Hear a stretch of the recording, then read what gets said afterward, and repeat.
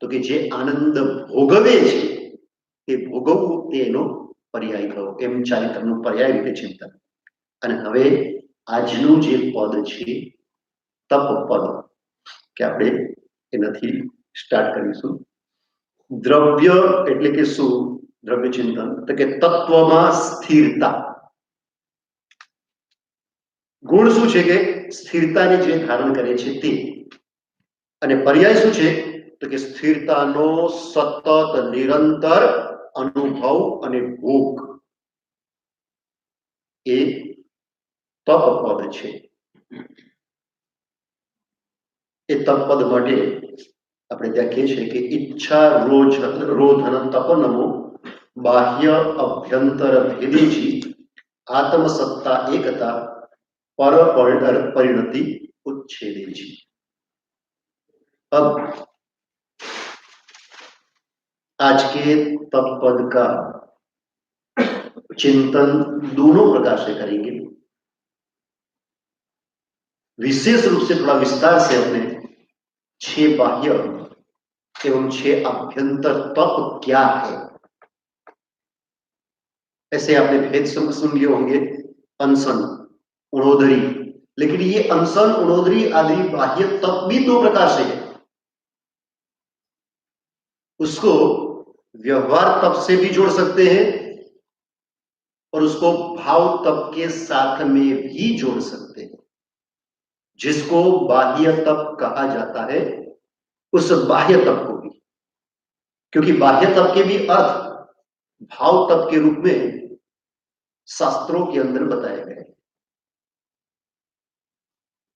और यहां पर दोहे के अंदर कहा है कि इच्छा रोधन तपनमो. तप कैसा?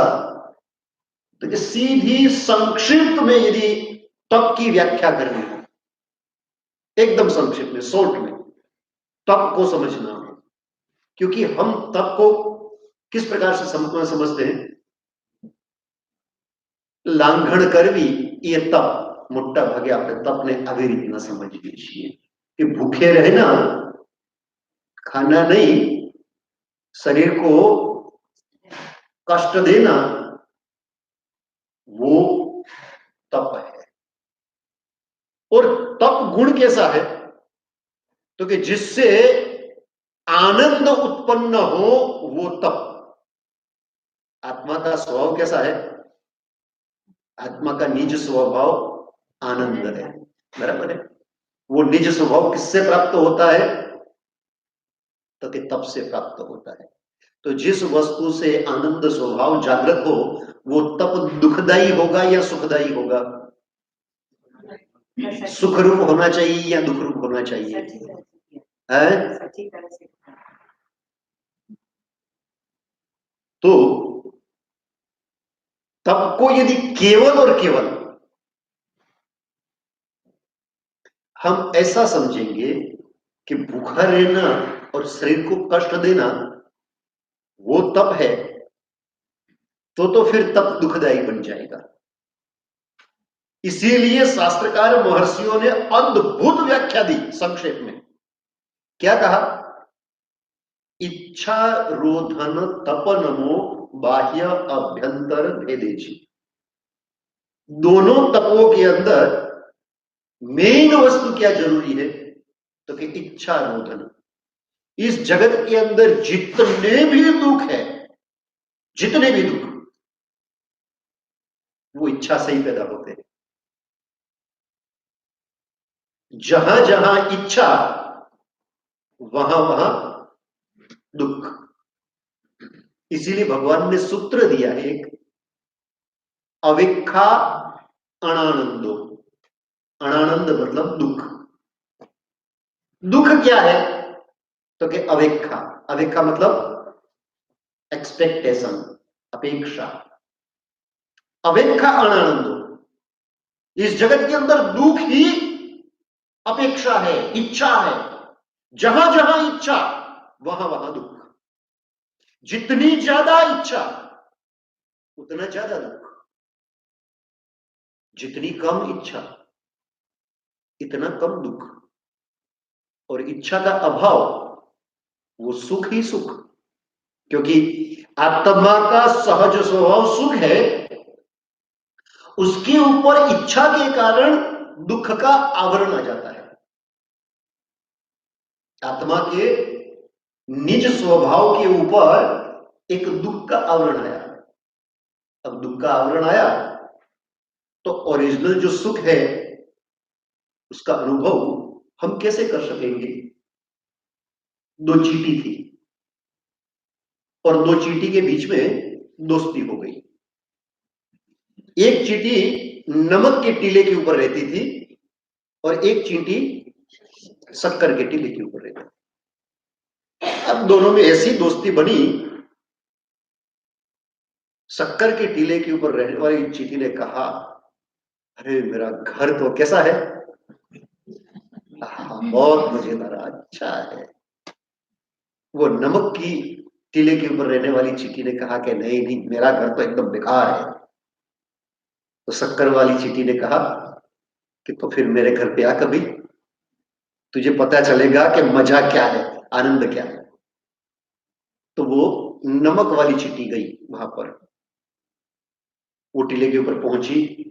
पहुंचने के बाद में कहा कि तेरा टीला और मेरा टीला कोई फर्क नहीं है, वही चीज है जो मेरे टीले के ऊपर है। शर्म पड़ेगी शक्कर के टीले वाली कि नहीं यार, मेरा स्वाद, मेरा अनुभव कहता है कि मजा है, आनंद है, मधुरता है, स्वाद है, और तू कह रही है कि मधुरता है ही नहीं, वही बेस्वाद नमक का। ध्यान से गौर से देखा। हम बाहर जाते हैं ना घूमने के लिए तो क्या करते हैं, क्या करते हैं नॉर्मली? हम बाहर जाएंगे तो क्या करेंगे? साथ में बाता लेके जाएंगे ना। तो वो चींटी भी हमारे जैसी ही थी, अपने घर से निकली लेकिन बाता मुंह में साथ में लेके गई थी। तो उसमें मुंह, उसके मुंह में नमक था। अब वो मुंह में नमक था और गई शक्कर के टीले के अंदर, स्वाद क्या आएगा? शक्कर के टीले वाले ने कहा कि वो निकाल दे तू। उसने निकाला, फिर क्या मिला उसको? चींटी को नहीं, कि जब तक अपेक्षा इच्छा रूप वो नमक का ढेला मुंह से नहीं निकालेंगे, तब तक अंदर जो बैठा हुआ सहज आनंद स्वभाव है, उस सहज स्वभाव कैसे हमें अनुभव में आएगा? कैसे? वो हो ही नहीं सकता। और इसीलिए तपरूप आनंद, यदि तपरूप आनंद की प्राप्ति करनी है तो शर्त यह है, क्या? इच्छा रोधन तपनम। तब उसी को कहा शास्त्र के अंदर, जहां इच्छा का रोध हो जाए। आत्म सत्ता एकता पर परिणति उच्छेदे जी।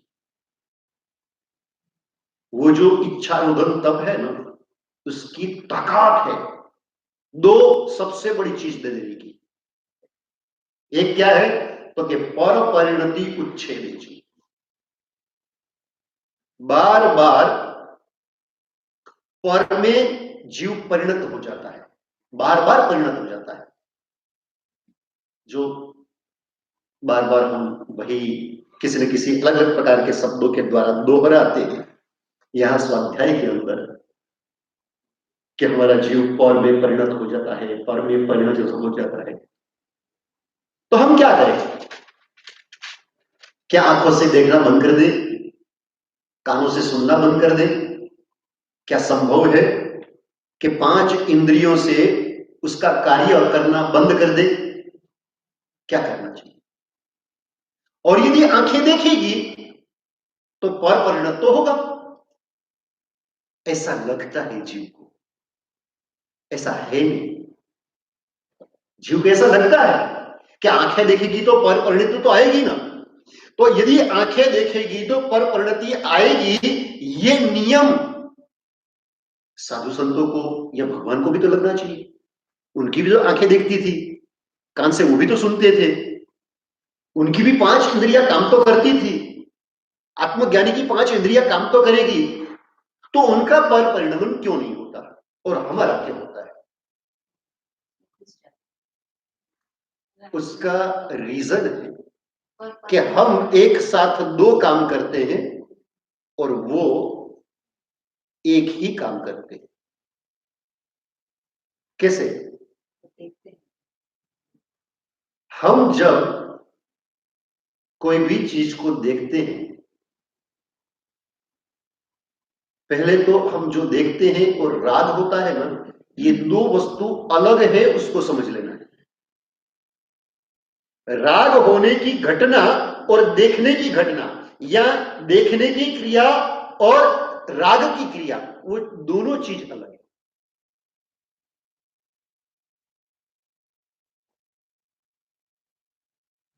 चश्मा है, देखा आपने, बराबर है। तो चश्मा है, आंखों से क्या दिखता है? रंग दिखता है,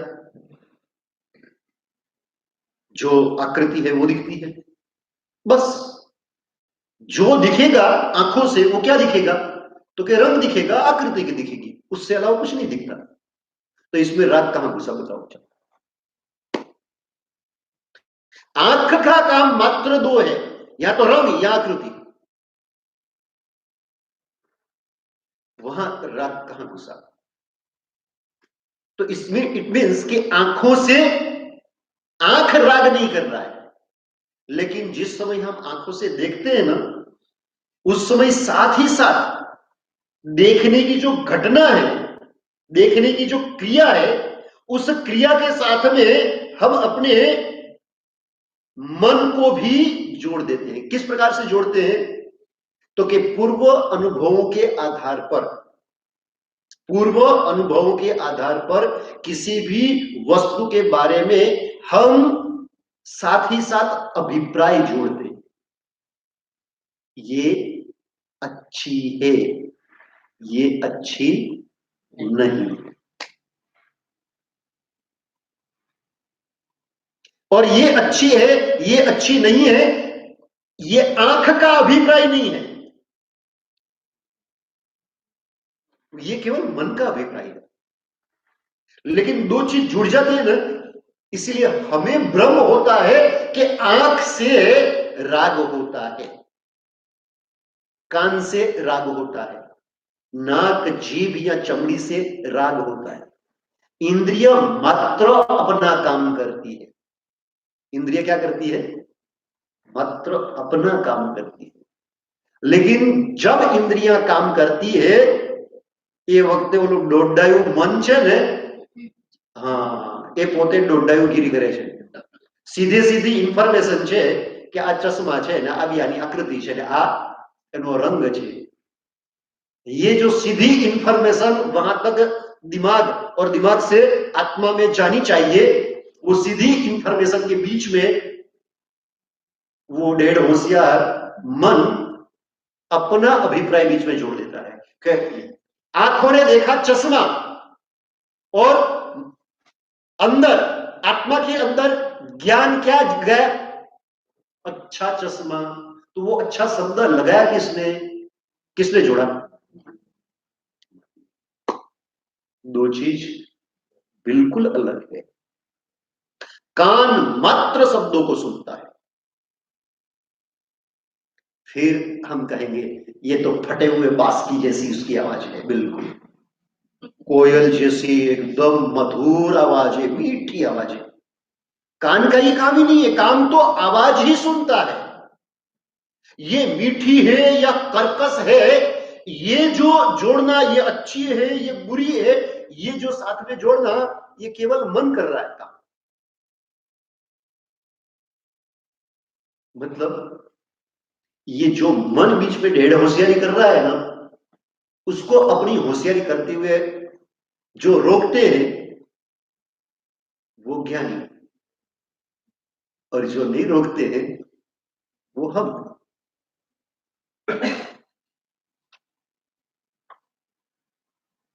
दोनों चीज, और यह तप यही कहा है, इच्छारोधन तप नमो बाह्य अभ्यंतर भेदे जी आत्म सत्ता एकता पर परिणति उच्छेदी,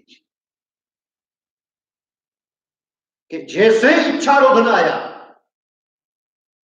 कठिन है। इसीलिए तो महान ऋषि आनंद घन जी महाराज को कहना पड़ा, मैं जानियो ए लिंग नपुंसक सकल मरद ने छीटे। मन है ना, जैसे भाषा शास्त्र की दृष्टि से हर एक जो शब्द है ना, या तो वो पुल्लिंग होगा, या वो शब्द स्त्रीलिंग होगा, या नपुंसकलिंग होगा। शब्द जैसे आत्मा,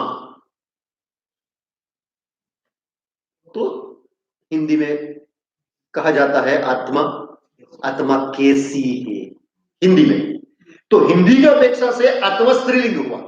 अब देखो मजे की बात, गुजराती में कहा जाता है आत्मा केवो छे, आत्मा केवी छे नहीं कहवाता, दोनों भाषा की भी। अब गुजराती की अपेक्षा से आत्मा शब्द पुल्लिंग हो गए, न तो आत्मा पुल्लिंग है, न आत्मा स्त्रीलिंग है, न ही आत्मा नपुंसकलिंग है, लेकिन भाषा की दृष्टि, शब्द की दृष्टि से, शब्द की दृष्टि से जो मन है ना, वो शब्द नपुंसकलिंग शब्द है। गुजराती में सीधा सा है कि कोई भी शब्द है ना, उसके पीछे ई लगे, इकारांत हो, गुजराती उसके हिसाब से सामान्य, तो वो समझ लेने कि वो स्त्रीलिंग शब्द है। ओ लगे तो केवो, केवी ई लगो तो स्त्रीलिंग, केवो पुल्लिंग અને કેવું ઉ લાગ્યું તો નપુંસકલિંગ। મન કેવી છે નથી કહેવાતું, મન કેવો છે એમ પણ નથી કહેવાતું, મન કેવું છે। तो उस अपेक्षा से मन शब्द नपुंसकलिंग शब्द है। ये नपुंसक हुआ, मतलब इन शॉर्ट मन क्या हुआ, नपुंसक। उस अपेक्षा से आनंद जी महाराज कहते हैं, मैं जानियो ए लिंग नपुंसक, मैंने जाना शब्द की अपेक्षा से, भाषा की अपेक्षा से मन शब्द है, उसका लिंग तो नपुंसक है। मैं जानियो ए लिंग नपुंसक, लेकिन सकल मर्द ने ठेले, जो बड़ी बड़ी मुछ वाले होते हैं, बड़े बड़े मसलमैन होते हैं, कितने लंबे चौड़े यू ताकत वाले होते हैं, 1000 व्यक्ति को, लाख व्यक्ति को या करोड़ व्यक्ति को हरा देने वाले या अपने कंट्रोल में कर देने वाले, वो बेचारे अपने मन से हार जाते। जो करोड़ों को कंट्रोल में करते हैं, वो मन को कंट्रोल नहीं कर पाते, मन उसको कंट्रोल कर लेता है। और मन साध्यु तेणे सघन साध्यु, इसीलिए तो है मनः एव मनुष्याणाम कारणम बंध मोक्ष। मनुष्य का मन ही संसार में भटकने का कारण है, और मनुष्य का मन ही मुक्ति का कारण। पर परिणति उच्छेदे जी इच्छारोधन तप, सबसे पहली क्रिया वो करता है कि इच्छारोधन तप, यदि ऐसा तप हो गया, यदि ऐसा तप हो गया, तो निश्चित रूप से उसकी जो पर परिणति थी, जैसे अभी समझाया कि भाई फिर आंखें देखती रहेगी, कान सुनता रहेगा, पांचों इंद्रियां अपना काम करती रहेगी, लेकिन बीच में मन को ही स्टॉप कर दिया, तो अब क्या होगा, आदमी खाना भी खाएगा तो भी रहेगा उपवासी, क्योंकि बीच में से वो निकल गया। पांचों इंद्रियों का विषय उसको अनुभव में आएगा, उससे बोध होगा, लेकिन उसमें इच्छा रोधन, जैसे ही इच्छा वहां स्टॉप हो गई, पर परिणति उच्छेदी। एक जैसे ही किया तो तुरंत पर में जो परिणति थी वो पर में परिणति वहां से ही खत्म हो जाती है। और क्या होता है तो कि आत्म सत्ता एकता, हमारी जो एक्चुअल सत्ता है द्रव्यार्थिक नई से, शुद्ध द्रव्यार्थिक नई से जैसी आत्मा है, एक्चुअल में पर्याय में भी वही होना चालू हो जाएगा। आत्म सत्ता एकता, द्रव्य और पर्याय वो दोनों की एकता हो जाएगी। ये तप है, ये तप है। मात्र और मात्र अनशन ही कर लेना या उपवास ही कर लेना या इस प्रकार से कोई भी बाह्य तप कर लेना, केवल यदि उसको तप हम समझेंगे तो यहां तक कभी नहीं पहुंच पाएंगे। इसीलिए तप के बारे में एकदम क्लैरिटी होनी चाहिए, एकदम क्लैरिटी होनी चाहिए, तो हम पुरुषार्थ कर सकेंगे। जैसे भूखा रहना वो कोई आसान काम नहीं है, बहुत कठिन काम है, बहुत कठिन।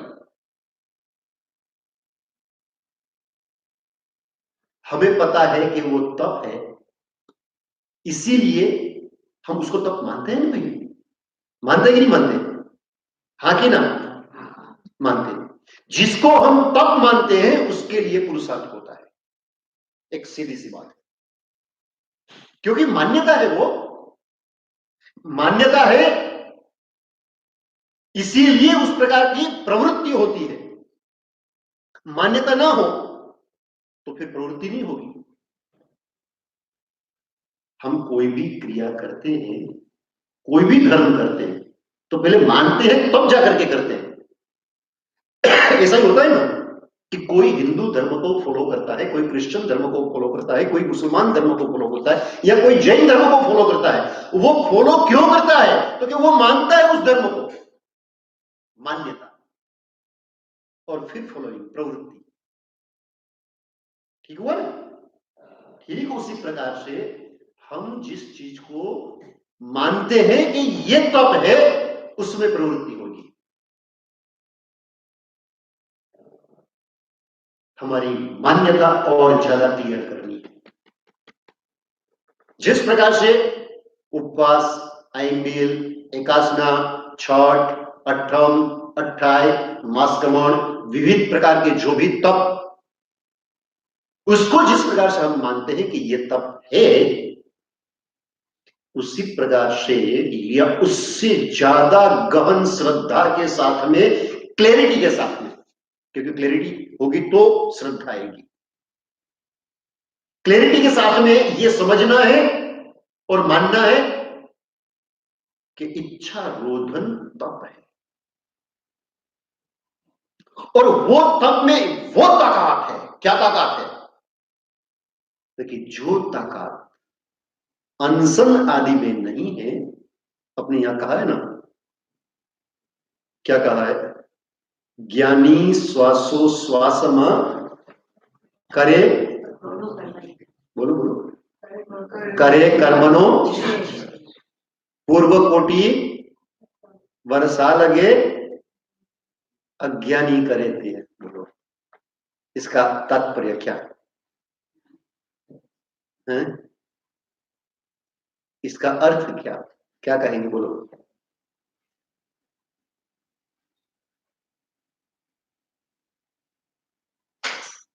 पूर्व कोटि वर्ष, एक पूर्व मतलब कितना? एक पूर्व मतलब क्या? आदिनाथ भगवान का आयुष्य कितना था? 84 लाख पूर्व। हाँ, बराबर ना? एक पूर्व का मतलब क्या? 84 लाख इंटू 84 लाख बराबर इतने साल, बराबर एक पूर्व। 84 लाख इंटू 84 लाख वो जो जवाब आया उतने साल वो एक पूर्व। आदिनाथ भगवान का आयुष्य था 84 लाख, और यहां बात कितने पूर्व की? पूर्व कोटि वर्षा लगे। 1 करोड़ पूर्व का जिसका आयुष्य हो, मतलब आदिनाथ भगवान से भी ज्यादा लंबा आयुष्य हो, और इतने साल तक कष्ट क्रिया तप आदि करे, तो कितने कर्मों की निर्जरा होगी? कितने कर्मों की होगी? आप सोचिए, बहुत ज्यादा कर्मों की निर्जरा होगी इसमें, तो बहुत ही ज्यादा। 1 करोड़ पूर्व का आयुष्य हो और उतने उतने तप कष्ट क्रिया करे, तो कितने ज्यादा कर्मों की।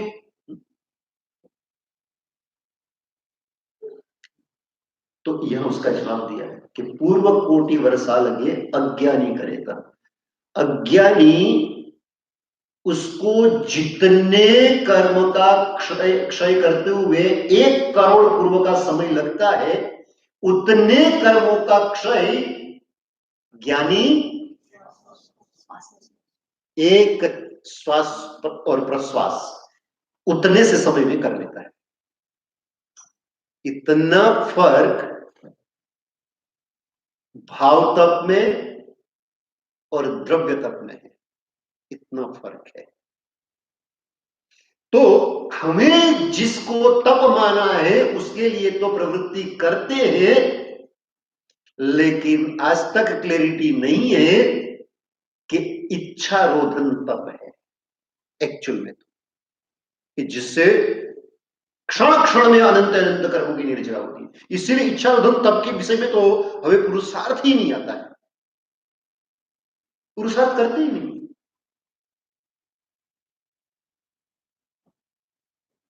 आहार और अनाहार शब्द है, क्या फर्क है दो शब्दों के अंदर?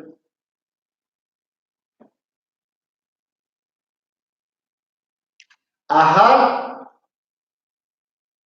और आहार की आसक्ति। चलो ये दो शब्दों को पहले समझ लो, तो अनाहार शब्द समझ में आ जाएगा। आहार क्या है और आहार की आसक्ति क्या है? भोजन करना, भोजन की प्रवृत्ति, वो आहार, और भोजन की वृत्ति, वो आहार की आसक्ति। प्रवृत्ति और वृत्ति, भोजन की प्रवृत्ति तो आहार है, और आहार की प्रवृत्ति के अंदर हम ज्यादा कुछ नहीं कर सकते। थोड़ा सा समय आहार को छोड़ सकते हैं, जब तक शरीर है थोड़ा सा समय छोड़ सकते हैं, वापिस आहार को लेना पड़ेगा। तीर्थंकर भगवान भी केवल ज्ञान, केवल दर्शन होने के बाद भी आहार करते हैं, क्योंकि वो तो शरीर का धर्म है। शरीर का धर्म शरीर करेगा ही। जैसे श्वास और प्रश्वास लेने की क्रिया शरीर है तो चलती रहेगी, जिस प्रकार से सांस प्रश्वास लेने की क्रिया चलती है, उसी प्रकार से आहार की क्रिया भी चलती रहती है अपने आप, लेकिन उसमें उनकी वृत्ति इन्वॉल्व नहीं होती है, इसलिए वो आहार करते हुए भी अनाहारी है। वृत्ति का मतलब क्या है? आहार न भी करें ना तो वृत्ति कैसी होती है, तो वो समझ में आता है। देखो, जैसे समझ लीजिए कि आपने आज उपवास किया, घर में बैठे हैं, और घर में किसी ने रसोई बनानी चालू की, क्योंकि घर में आपने उपवास किया है, सबने तो उपवास किया नहीं, और ज्यादा कुछ कोई मिठाई मिठाई की बात नहीं कहूंगा, कोई फरसाण भी नहीं, चटपटा कुछ नहीं, ऐसी कोई चीज नहीं, केवल सीधी सादी वस्तु रोटी और सब्जी बना रहे हैं। लेकिन सब्जी में ऐसा है कि वो सब्जी जो आपको पसंद थोड़ी है ज्यादा, वो बन रही है, और उसका छोंक डाल, कोई मिठाई नहीं, कोई फरसाण नहीं, कोई ऐसी चटर पटर वस्तु नहीं है, केवल सब्जी का छोंक, साग न वघार। વઘાર કરો એટલે થોડીક રસોડામાંથી આખા ઘરની અંદર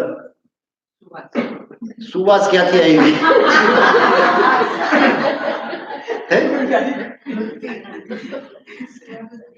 ગંધ શબ્દ લીધો તો વાત જુદી છે. એને સુ કે દુ કહેવાની જરૂરત ક્યાં છે? કે સુગંધ છે કે દુર્ગંધ છે? એ ગંધ છે, ધેટ્સ ઇટ. હવે એને આપણે આપણો અભિપ્રાય આપવાની ક્યાં જરૂરત છે? બોલો જોઈએ. અભિપ્રાય આપી જ દેશું સુવાસ. કારણ કેમ? કારણ કે એકચ્યુઅલમાં આપણે એ અભિપ્રાય આવે છે કેટલો સરસ વઘાર છે. આ વૃત્તિ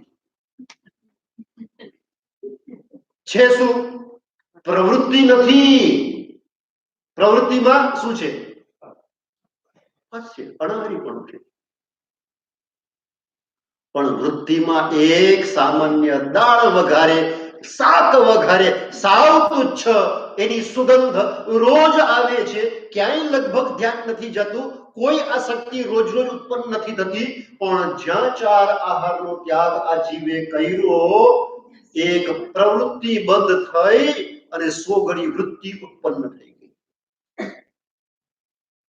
कैसी है जीव की भयानक स्थिति, क्योंकि इस जीव के अंदर हमने वो संस्कार ही नहीं डाले हैं, उल्टे संस्कार डाले हैं. जिस सिलबट्टे के ऊपर, वो चटनी बनाने के लिए वो सिलबट्टा होता है ना, जिस सिलबट्टे के ऊपर रोज लहसुन की चटनी बराबर घोटी हो, और लहसुन कैसा है? लहसुन लहसुन लहसुन लहसुन ही होता है, चाहे कुछ भी करो.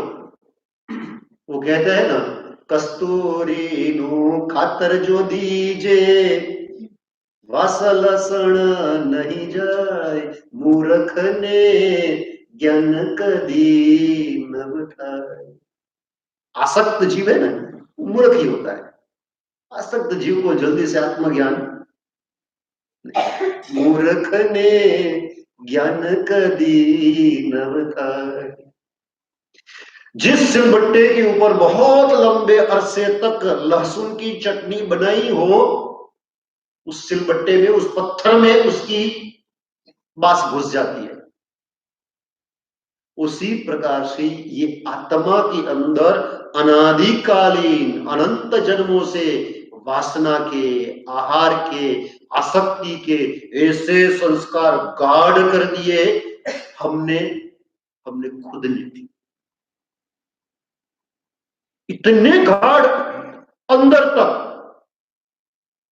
कि ऐसी छोटी छोटी वस्तु के अंदर भी आसक्ति एकदम से जागृत हो जाती, एकदम से जागृत हो जाती. इसीलिए ये जो शुद्ध रूप से तप तत्व है ना, उसको अच्छे से समझना चाहिए, बढ़िया तरीके से.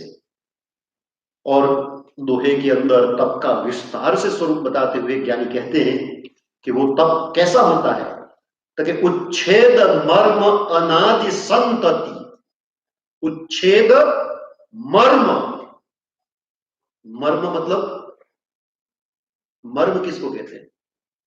जो एकदम कोमल भाग होता है ना, वो मर्म. या उसका मेन, वो जैसे अपने वो रावण की स्टोरी के अंदर हिंदुओं में ऐसी बात आती है कि उसका नाभि के अंदर वो उसकी मतलब वो कमजोरी एक थी कि नाभि को यदि छेद दिया तो ही वो मरेगा, गला कितनी बार काटा जाए वो नहीं मरेगा. ऐसी हिंदुओं में कहानी है. तो उसका रावण का मर्म कहां? तो के नाभि. उच्छेद मर्म अनादि संतति जे सिद्ध पाणु वरे. उच्छेद मर्म अनादि संतति, अनादि का ये जो सतत संस्कार, उसके मर्म को तोड़ देवे. मतलब ये मर्म को तोड़ दिया तो फिर संस्कार फिर चला जाएगा. और यदि इस प्रकार से मर्म छेदन किया तो ही वो क्या, कि जेह सिद्ध पणु वरे योग संगे आहार त्यागी भाव अक्रियता करे। आत्मा अक्रिय है। करने की जो बात है वो कर्म की है, कर्म से जुड़ा हुआ है, इसीलिए अलग अलग प्रकार की क्रियाएं करता है आत्मा। बाकी सहज स्वभाव के अंदर आत्मा अक्रिय है, इसलिए मोक्ष में चले जाते हैं। वो कहते हैं ना कि एक नॉर्मल सभी का क्वेश्चन होता है, मोक्ष के विषय में सारी बातें हम सुनते हैं ना, फिर एक एक क्वेश्चन सभी का होता है, मोक्ष में जाइने પછી બધાના મનની અંદર આ ક્વેશ્ચન હોય। બોલો કેમ ક્વેશ્चन છે, क्यों क्वेश्चन है? क्योंकि आत्मा के सहज स्वभाव को हम जानते ही नहीं है, और उस आत्मा के सहज स्वभाव के ऊपर कर्मों का ऐसा आवरण आ गया है कि हमें करना तो समझ में आता है, लेकिन न करना वो हमारे गले से नीचे ही नहीं उतरता। कोई कहे कि भाई ये करता हूं, वो करता हूं, फला। कई लोग मुझे पूछता है, जैसे मैं गांव के अंदर बैठा हुआ हूं एकदम, तो वहां आकर के लोग पूछते हैं तुम्हारा टाइम केवी રીતના પાસ થાય? हद है। और ये क्वेश्चन कैसा है समझ में आता है कि भाई आप अकेले हो, तो आप किसे टाइम पास करते हो? मतलब लोगों के साथ में होते हैं तो अच्छा टाइम पास हो जाता है कि अच्छे मित्र हैं, 2 4 5 25 लोग रोज मिलते रहते हैं, तो लोगों के साथ में रहना अच्छा लगता है, अच्छा रहता है ना। मैं जो पूछता हूं अच्छे से जवाब देना सोच करके। लोगों के साथ में रहना अच्छा लगता है ना, इंटरेस्ट आता है, सच्ची बात है ना। मतलब अपने साथ में कोई इंटरेस्ट नहीं, आप इतने बोरिंग हो, आपको अपने साथ में रहना बिल्कुल पसंद नहीं है, क्योंकि आप जानते हो कि आप बिल्कुल बोरिंग व्यक्ति हो, दूसरे ही रसदार है, दूसरे ही रस और सुख दे सकते हैं। आप तो अकेले रहोगे तो आप अपने आप को दुखी ही करोगे, ये मीनिंग है। हम ये समझते हैं मीनिंग क्या न करना हमें समझ में नहीं आता है, और आत्मा का स्वभाव है अक्रिय, बिल्कुल जहां क्रिया नहीं है, अक्रिय दशा। और वो कैसे? योग संगे आहार त्यागी भाव अक्रियता करे, अंतर मुहूर्त तत्व साधे सर्व संवरता करे। कितने कितने समय में वो मिल जाता है? अंतर मुहूर्त तत्व साधे, यो मिल जाता है, केवल 2 घड़ी, एक समय का। तो ज्ञानी इसीलिए एक समय का काल मिनिमम 48 मिनट रखा है। कहते हैं कि बस ये जो मिनिमम समय रखा है ना समय का, आत्मा के लिए मैक्सिमम उतना ही जरूरी है। जो मिनिमम समय के लिए रखा वो आत्मा के लिए मैक्सिमम उतना ही जरूरी है। उतने में तो कोई भी जीव अपनी आत्मा को प्राप्त कर लेता है। अंतर मुहूर्ते तत्व साधे, कैसे? सर्व संवरता करी।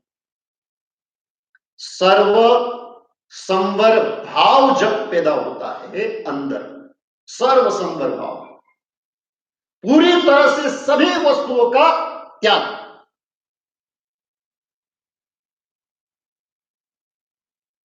निज आत्मसत्ता प्रगट भावे करो तप गुण आदरी। कितनी सुंदर बात कही है ज्ञानियों ने कि ऐसे तप करो कि जिससे निज आत्मसत्ता वो प्रकट हो जाए। और वो जो तप है ना, वो तप वो शास्त्र के अंदर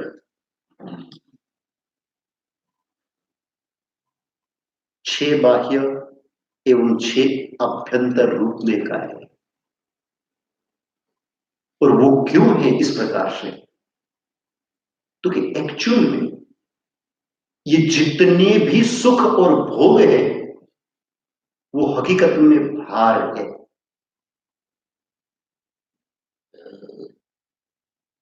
और जितने भोग और सुख का जीव त्याग करता है उतना भार कम करता चला जाता है। भार को कम करने के लिए तप है। ठाणांग सूत्र के अंदर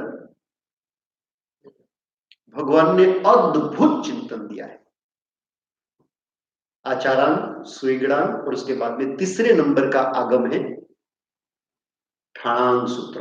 11 मुख्य अंग के अंदर मेन जो 11 आगम है ना, अंग आगम जिसको कहा जाता है, उसमें तीसरा आगम है ठाणांग। बढ़िया तरीके से चिंतन उसमें दिया है। पहले दुनिया भर की एक एक वस्तु, उसका लिस्ट और उसके अंदर चिंतन। फिर दुनिया के अंदर दो दो वस्तु क्या है उसका पूरा वर्णन और उसके साथ में उसका चिंतन। फिर दुनिया के अंदर तीन तीन कौन सी वस्तु है, वो तीन तीन वस्तुओं का लिस्ट, उसका वर्णन और फिर उसमें उस प्रकार से चिंतन। फिर 4, 5, 6, 7 ऐसे नंबर वाइज। ठाणांग सूत्र भी अद्भुत है। यहां अपने तप के विषय में थोड़ा सा चिंतन करना है और उसके लायक एक बहुत 4 के ठाणे में वो चिंतन है। बहुत सारी चीजें हैं, 4 4 4 4 बताई है। यहां उनमें से एक वस्तु के बारे में अपने चिंतन करें कि इस दुनिया के अंदर 4 प्रकार के आत्मा को या खुद को वो क्या શું કે આપણે એને ભારથી હલકો થવા માટે भार कम करने के लिए 4 रीत बताइए, 4 स्थानक बताइए उसके। क्योंकि हम कंटिन्यूअस भार उठाते हैं। जैसे समझ लिए कहीं बाहर गए हैं और हाथ में कुछ थैली वेली है और ज्यादा वजन नहीं, 500 ग्राम या 1 किलो या 1.5 किलो है, और फिर एक हाथ में उठाइए और फिर क्या होता है, क्या होगा? फिर थोड़ी देर चलेंगे, फिर क्या होगा? एक हाथ थक जाए। तो फिर हम क्या करते हैं, इधर से उधर, इस हाथ को विश्राम देंगे। फिर यहां थक जाएंगे तो इसको विश्राम देने के लिए यहां से यहां विश्राम जरूरी है। तो ठाणांग सूत्र के 4 के ठाणे के अंदर 4 विश्राम स्थल बताए हैं। वो 4 विश्राम स्थल, और उसमें पहला विश्राम स्थल इस प्रकार से है, जत्थवी यणम सिल्लवयम गुणवयम वीरमणम बचखाण पड़िवज्जन्ति तत्थ विय एगे आशा से पर्णते। आशा से मतलब आश्रय या विश्राम स्थान। जैसे नॉर्मल में हम कोई वस्तु उठा के जाते हैं तो भी 4 विश्राम, जो भी वस्तु उठाई है उसके लिए 4 विश्राम होते हैं। एक खभा बदलना, हाथ बदलना। फिर दूसरा है कि लंबा रास्ता होता है तो कभी कुदरती आवेग, लघु शंका करने की इच्छा हुई तो हम सोचते हैं कि चलो पानी पी लेंगे, लघु शंका कर लेंगे और थोड़ा विश्राम मिल जाएगा। तो नॉर्मल हाथ बदलाने की जो घटना है उसमें जो आराम मिलता है उससे ज्यादा आराम उसमें मिल जाता है। फिर वापस थोड़ा सा व्यक्ति आगे बढ़ता है, फिर थोड़ा सा और ज्यादा उसको विश्राम चाहिए तो क्या करेगा, तो कि पुराने जमाने के अंदर एक गांव से दूसरे गांव पे जाते थे तो बीच में विसामा लेते थे, रात्रि विसामो जिन्हें कहिए, रात को। तो वो जो वजन होता है एक तरफ रख दिया, रात को सो गए, काफी फ्रेश हो गए और फिर वापस उठा लिया। तो तीसरा विश्राम स्थल जहां रात्रि विसामा किया। और फिर चौथा विसामा मतलब क्या, तो कि पहुंच गए, जिसका भार था, जिसकी वस्तु थी, जहां रखनी थी वहां रख दी या दे दी और उस वस्तु से छूट गए, ये चौथा विसामा। बराबर है। उसी प्रकार से आध्यात्मिक क्षेत्र में भी 4 विषम होंगे। और हमें भार किसका है, तो कि दुनिया भर का भार हम लेकर के बैठे, दुनिया भर का भार। समाज की जवाबदारी है, परिवार की जवाबदारी है, बच्चों की जवाबदारी है, पैसा कमाने की जवाबदारी है, सभी का ध्यान रखने की जवाबदारी है। और कई बार लोगों की भी फालतू की चिंता है हमारे दिमाग में, सबसे ज्यादा तो वो जवाबदारी है। वो कहते हैं, हिंदी में कहावत है, काजी दुबले क्यों, तो क्या सारे गांव की फिक्र। हाँ, तो हमें सारे गांव की फिक्र होती है, उसने ऐसा क्यों किया, उसने वैसा क्यों किया, ये ऐसे क्यों बैठे हैं, वो ऐसे कपड़े क्यों पहनते हैं।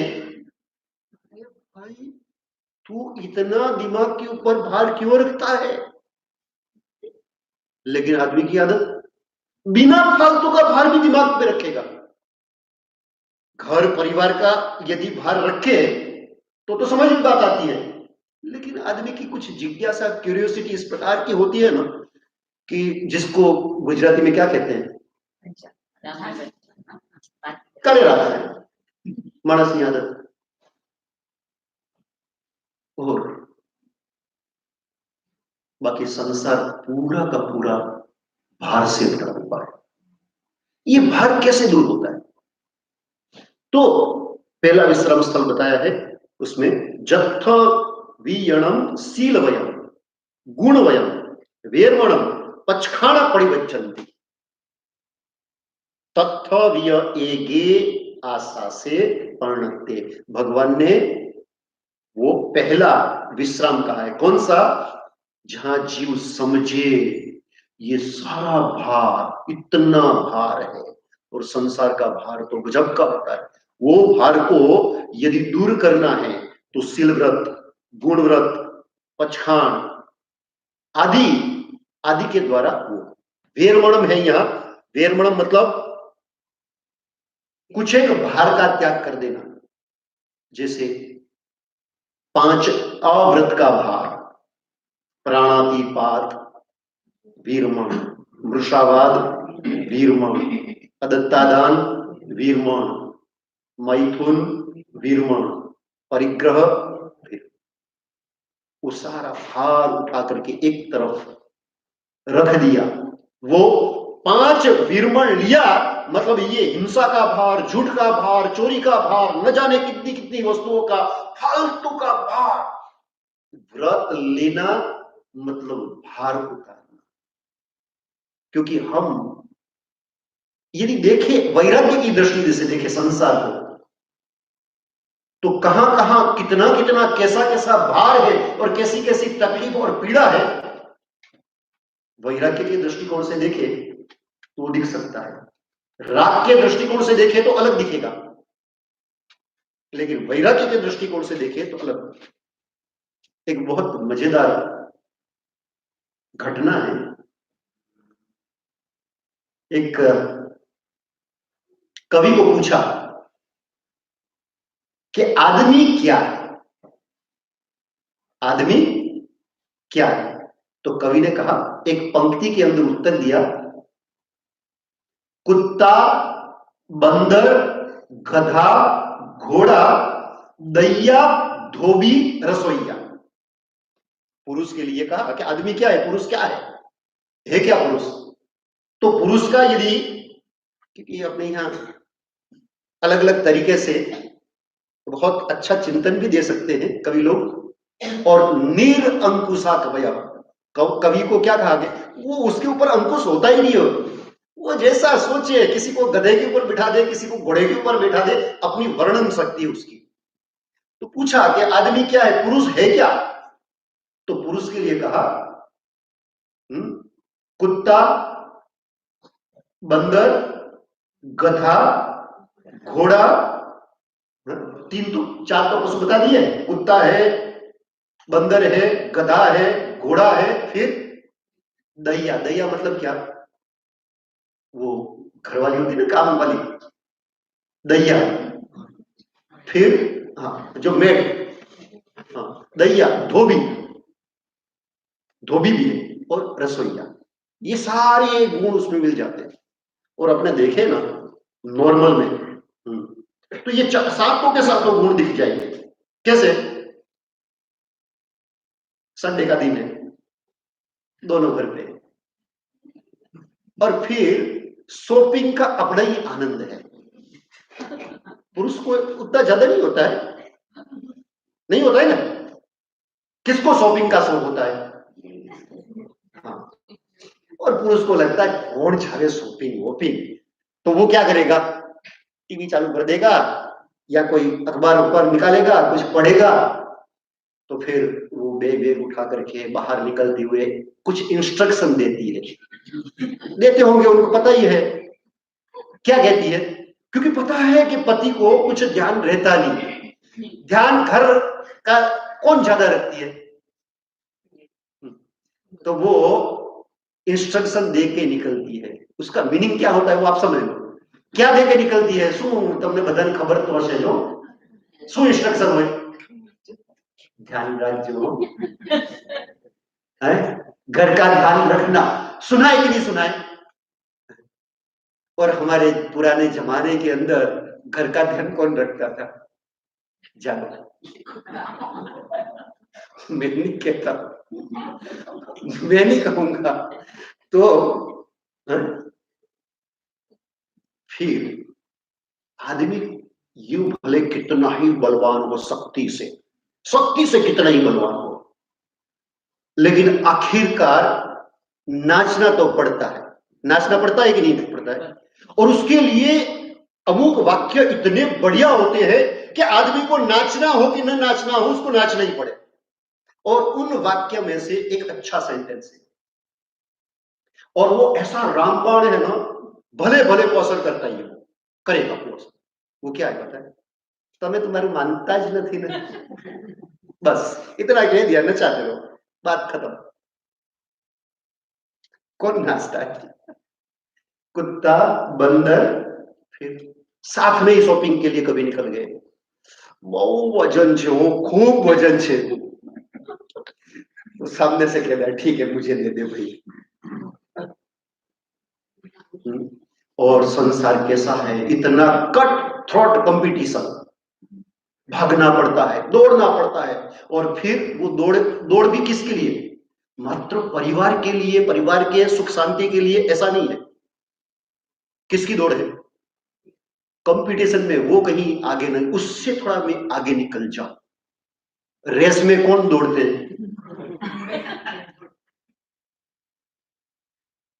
लड़का है, बच्चा है, छोटा बच्चा होता है, पूरे दिन उसकी साफ संभाल करते हुए थक जाते, मारो एकला नो थोड़ी से हाचवो तमे।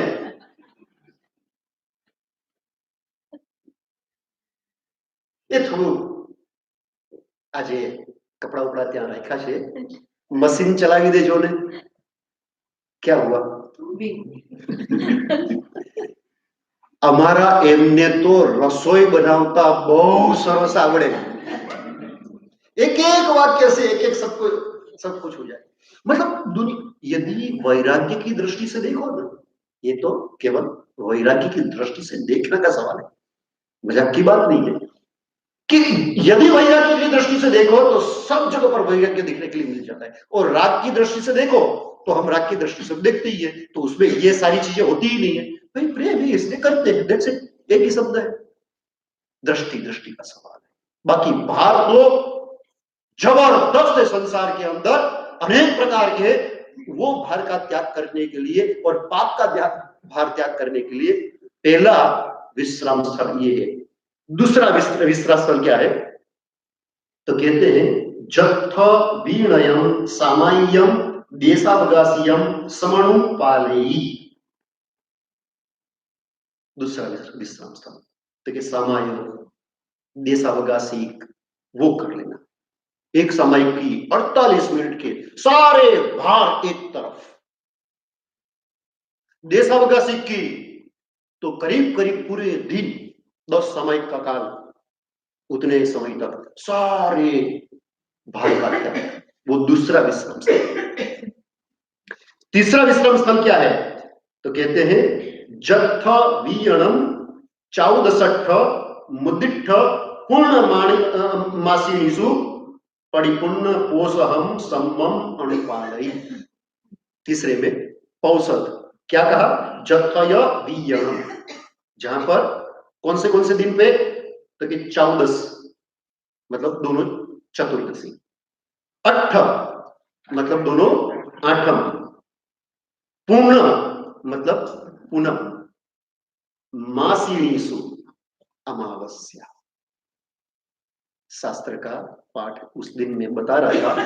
6 तिथि, ये ठाणांग सूत्र के अंदर इस प्रकार से 6 तिथि परिपूर्णम पोषहम सम्मम अनुपालय, औषध करना 6 तिथि इस प्रकार से। और पहले के जमाने में 6 तिथि औषध करते थे, उसमें 2 जोड़िया पर्व गिने जाते थे, 14 अमावस या 14 पूनम, वो जोड़िया पर्व एक साथ 2 दिन करते थे।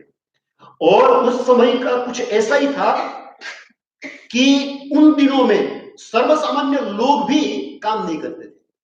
हमारे भारतवर्ष में उन दिनों में, आज तो सैटरडे संडे है तो हम कैसे कहते हैं कि सैटरडे संडे मतलब छुट्टी। उन दिनों में चाहे सनातन धर्म वाले हो, चाहे बौद्ध धर्म वाले हो, या चाहे जैन धर्म को पालन करने वाले, वो 14 अमावस को छुट्टी रखते थे। तो 14 अमावस की जो छुट्टी होती थी उन दिनों में श्रावक क्या करता था? ताकि दोनों दिन औसत, जो एकदम चुस्तपने से पालन करता था, दोनों दिन औसत कर दिया।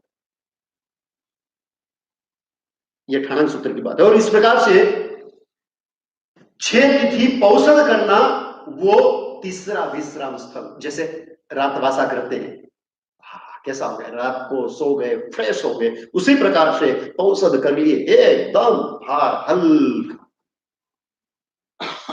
और अंतिम अपच्छिम मारणंती असल्लेहना झूसना झुसिते, अंतिम वो क्या है? तो के अनशन कर लेना, जो अनशन, रोदरी, वृत्ति संक्षेप, रसत्याग, उन विषय में भी थोड़ा सा समझाना था, लेकिन अब 5 मिनट है, ज्यादा तो नहीं कर पाएंगे है? तुम्हारे 5 मिनट जुए छे, तो बस आज छल्लू कही दू तुमने, शरीर दगा देने वाला हो, क्योंकि शरीर है ना, वो दगाबाज दोस्त जैसा होता है। किसके जैसा? दोस्त होता है, लेकिन दगाबाज दोस्त। अब दगाबाज दोस्त कैसा होता है पता है? उसकी विशेषता क्या? वो कब दगा देगा, कब धोखा देगा, कब आपसे चीट करेगा ना, अचानक होता है, आपको लगता है इसने मुझे ऐसा कर दिया, अचानक लगता है, वो शॉक देता है, एकदम अकस्मात जैसे हुआ वैसे। शरीर को ज्ञानियों ने दगाबाज दोस्त जैसा बताया। शरीर, अपनी बॉडी वैसी है, और इसीलिए हम कहते हैं अरे एना नखनी अंदर रोग न तो काले तो हमें बैठा था, साथे चाय पीधी थी, हमें કેટલો मजा કરી थी, અને આજે ચાલ્યું गया। होता ही नहीं होता है। अच्छा, छोटा सा बच्चा, एकदम जवान, प्राउड, जिसके नाखून में रोग नहीं, और अचानक चला जाता है। और कई ऐसे होते हैं पूरा शरीर रोगों से घिरा, घिसट घिसट करके जिंदगी जी रहा है, और फिर भी सो पूरा कर लेता है। दगाबाज दोस्त है ये, उसका कोई भरोसा ही नहीं है, क्या करेगा, क्या करेगा। इसीलिए जब पता चल जाए कि ये शरीर का तो कोई भरोसा नहीं, कुछ भी हो सकता है, तब ज्ञानी क्या करते हैं कि वो शरीर उसके द्वारा जितना आत्म साधना करनी हो कर लेता है। और वो क्या है? तो कहते हैं कि अंतिम चौथा विसामा अपच्छिम मारणंत्याय संलेहना झूसना झुसिते, पूरी तरह से इतना सुख जाए वैसे जबरदस्त तप करके, अनशन करके, चारों आहार का त्याग करके, और अंदर से भी इच्छा रोधन, अंदर से भी निवृत्त, बाहर से भी निवृत्त, और उस प्रकार से सारे बोझों को एक तरफ रख दिया। उत्तम प्रकार का ये तप, तप में भी अति श्रेष्ठ तप, और इस प्रकार का तप करते हुए चौथा विसामा लेते हैं। तप पर उसके लिए तो बहुत कह सकते हैं, और 6 बाह्य 6 अभ्यंतर तप, और उसके द्रव्य और भाव रूप वो चिंतन करना था, लेकिन समय की अपनी एक मर्यादा है। मेरे द्वारा ये होली के दरमियान कोई भी उत्सुक भाषण हुआ हो, जाने अनजाने किसी के दिल को मैंने चोट पहुंचाई हो मेरे शब्दों के द्वारा, मेरा कोई ऐसा इंटेंस नहीं होता है, लेकिन किसी को मेरे शब्दों के द्वारा दुख लग जाता है कि यार निर्मल साहब जी ने ऐसे कैसे बोल दिया मुझे, और मेरा कोई भाव ही नहीं होता है कि उनको ऐसा बोलूं। मैं तो मेरे फ्लो के अंदर बोलता चला जाता हूं, फिर भी शक्य है, पॉसिबल है कि किसी को दुख लगा हो। तो श्री संघ की साक्षी के अंदर मन वचन काया से आप सभी तपस्वी इतनी सुंदर आराधना की, क्रियाएं की, और फिर भी इतना सब कुछ करने के बावजूद भी इतने आनंद के साथ में प्रभु की वाणी को सुना। सभी तपस्वी जो है उनको हृदय से अनुमोदन करता हूं, सभी की सुख पृच्छा करता हूं, साता पृच्छा करता हूं, और बार बार आपकी अनुमोदना करता हूं कि आप जैसा तप करने का गुण मुझे भी प्राप्त हो। जो जो बहने उत्तम कार्य करते हैं, क्रिया करते हैं, सभी की अनुमोदना, स्वाध्याय कराते हैं, सभी की अनुमोदना। મીનાબેન મારું આટલું ध्यान રાખે છે, આહાર વગેરેનું મીનાબેનની ખૂબ ખૂબ દિલથી अनुमोदना। संघ का महत्व उपकार के आपने मुझे यहाँ पर बुलाया, तो आपके निमित्त से मेरा स्वाध्याय हुआ, तो बहुत अच्छी बात है। नरेश भाई